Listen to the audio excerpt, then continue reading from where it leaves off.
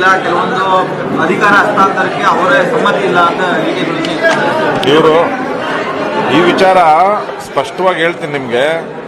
ನಮ್ಮ ಪಾರ್ಟಿಲಿ ಒಮ್ಮತ ಇಲ್ಲದೆ ಇರೋದಕ್ಕಿಂತ ಮೊದಲನೇ ಬಾರಿ ಇವರಿನ್ನ ಶಾಸಕರಾಗಿರಲಿಲ್ಲ.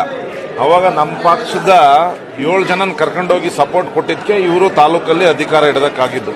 ಅವತ್ತು ಸನ್ಮಾನ್ಯ ಕುಮಾರಣ್ಣವರು, ಸನ್ಮಾನ್ಯ ಉಪಮುಖ್ಯಮಂತ್ರಿಗಳಿದ್ರು ಅಶೋಕ್ ಅವರು ಈ ತೀರ್ಮಾನವನ್ನು ತಗೊಂಡಿದ್ದು ಮುಂದಿನ 2.5 ವರ್ಷ JDSಗೆ ಬಿಟ್ಕೊಡ್ಬೇಕು ಅಂತ. ಇವರು ಶಾಸಕರಾದ್ಮೇಲೆ ಮಾಡಿದ ದೊಡ್ಡ ಸಾಧನೆ ಅಂದ್ರೆ ಇಬ್ರು ಮುಖಂಡರುಗಳನ್ನ ತಲೆ ಸರಿಬಿಟ್ಟು ಅವ್ರ ಅಧಿಕಾರ ತಗೊಂಡ್ರು. 1 ವರ್ಷ ಅಷ್ಟೇ ಅಣ್ಣ ಅಂತ ತಗೊಂಡ್ರು. 1 ವರ್ಷ ಆದ್ಮೇಲೆ ಯಾರ ಧರ್ಮ ಇದು? ಯಾರ ಮಾತಿಗೆ ತಪ್ಪಿರೋದು? ನಮ್ಮ ಪಕ್ಷದನ್ನ ಕಾರ್ಯಕರ್ತರನ್ನ ಕರ್ಕೊಳ್ಳೋದೇ ಇವ್ರ ಸಾಧನೆ ಅಷ್ಟೇ. ಇನ್ನು ಮುಂದಕ್ಕೆ ಮಾತಾಡಬೇಕಾದ್ರೆ ತಕ್ಷಣಕ್ಕೆ ನಾವು ಸುಮ್ಮನೆ ಇದೀವಿ, ಎಲ್ಲನೂ ನೋವು ತಿಂತಾ ಇದೀವಿ. ನಾವು JDS ಕಾರ್ಯಕರ್ತರು ಬೆಳಗ್ಗೆದ್ದು ಏನು ಅನುಭವಿಸ್ತಿದ್ದಾರೆ ಆ ನೋವನ್ನ ನಾವು ತಿಂತಾ ಇದೀವಿ. ಬಟ್ ಇವೆಲ್ಲನೂ ಜಾಸ್ತಿ ದಿವಸ ಇರಲ್ಲ. ಹಾಸನದಲ್ಲಿ ಏನಾಗ್ತಾ ಇದೆ, ನಮ್ಮ ಪಾರ್ಟಿನ ಯಾವ ಮಟ್ಟಕ್ಕೆ ಮಾತಾಡ್ತಿದ್ದಾರೆ ಗಮನಿಸಿದ್ದಾರೆ ನೀವು ಮಾಧ್ಯಮಗಳಲ್ಲಿ. ಅದೇ ರೀತಿ ಮುಂದಿನ ದಿನಗಳು ದೊಡ್ಡಬಳ್ಳಾಪುರ ತಾಲೂಕದಲ್ಲೂ ಸ್ಟಾರ್ಟ್ ಆಗ್ತದೆ. ಅದನ್ನೆಲ್ಲ ಮನವರ್ಕೊಂಡು ನಮ್ಮ ಪಾರ್ಟಿಗೆ ಗೌರವ ಕೊಟ್ಕೊಂಡು ನಮ್ಮ ಪಾರ್ಟಿ ಕಾರ್ಯಕರ್ತರನ್ನ ಮೈತ್ರಿ ಮಾಡ್ಕೊಂಡು ಮೀಟಿಂಗಲ್ಲೇ ನಮ್ಮವ್ರಿಗೆ ಶಾಲೆ ಹಾಕ್ಬಿಟ್ಟು ಹಾಕ್ಬಿಟ್ರೆ ಪಾರ್ಟಿ ಸೇರ್ಸ್ಕೊಂಡ ಲೆಕ್ಕ. ನಮ್ಮ ಪಾರ್ಟಿ 2-3 ಪಂಚಾಯತಿ ಹೊಡೆದ್ರು.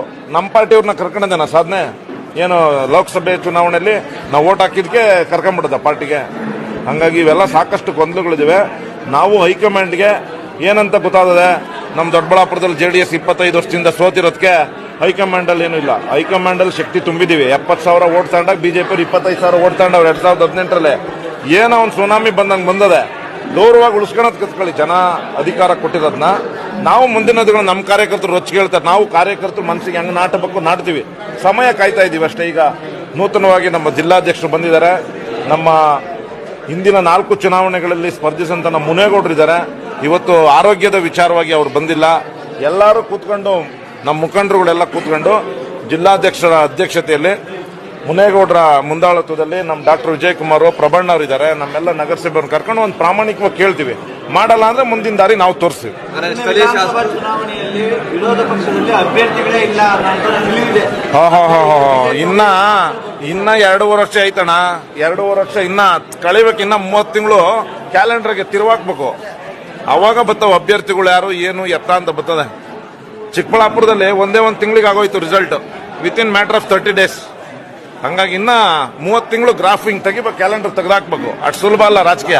ಸ್ಥಳೀಯ ಶಾಸಕರು JDS ಪಕ್ಷವನ್ನು ತುಳಿಯೋದ ಕೆಲಸ ಮಾಡ್ತಾ ಇದ್ದಾರೆ. ತುಳಿಯೋದ್ರೆ ನಮಗೂ ತುಳಿಯೋದು ಗೊತ್ತದೆ. ಅದು ಸದ್ಯಕ್ಕೆ ನಡೀತಾ ಇಲ್ಲ. ಒಂದು 20% ಸ್ಟಾರ್ಟ್ ಮಾಡವ್ರೆ. ಅದನ್ನ ಅಲ್ಲಿಗೆ ಕಡೆಗಣಿಸಕ್ ಪ್ರಯತ್ನ ಪಡ್ತೀವಿ ಪ್ರಾಮಾಣಿಕವಾಗಿ. ಈಗ ಬಿಜೆಪಿ JDS ಮೈತ್ರಿ ಬಿಜೆಪಿಗೆ ವರ ಆಗ್ತಾ ಇದೆ, JDSಗೆ ಮಾರಕ.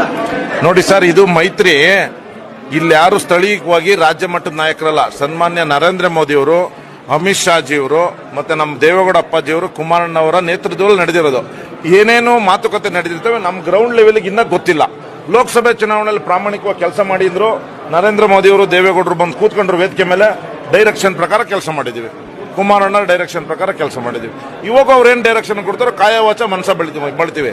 ತಾಲೂಕಲ್ಲಿ ನೀವು ಚರಂಡಿ ಬೆಳೀರಿ ಅಂದ್ರು ನಾವು ಕಾರ್ಯಕರ್ತರ ಜೊತೆ ಸೇರ್ಕೊಂಡು ಬೆಳಿತೀವಿ. ಬಟ್ ಅವ್ರು ಡೈರೆಕ್ಷನ್ ಕೊಡ್ಬೇಕಷ್ಟೇ ನಮಗೆ. ಆ ಡೈರೆಕ್ಷನ್ ಬಂದ್ಮೇಲೆ ನಾವು ಮಾಡ್ತೀವಿ. ಅಲ್ಲಿನವರೆಗೂ ನೀವು ತಾಳ್ಮೆಯಿಂದಿರಿ. ಆಯ್ತಣ್ಣ. ಪ್ರಾದೇಶಿಕತೆಯ ಉಳಿವಿಗಾಗಿ ಬೆಂಬಲಿಸಿ ದಿಗ್ವಿಜಯ ಭಾರತ ಪಕ್ಷ. ಇದು ನಿಮ್ಮ ಪಕ್ಷ.